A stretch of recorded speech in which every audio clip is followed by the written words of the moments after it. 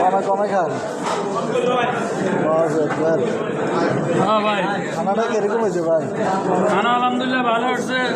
যাদের বিবাহ উপলক্ষে খাইতেছি, আল্লাহ যেন তাদের দাম করতে যাবে, শুক্র করুক। আর আপনি এক পিস খানা আমার থেকে না না না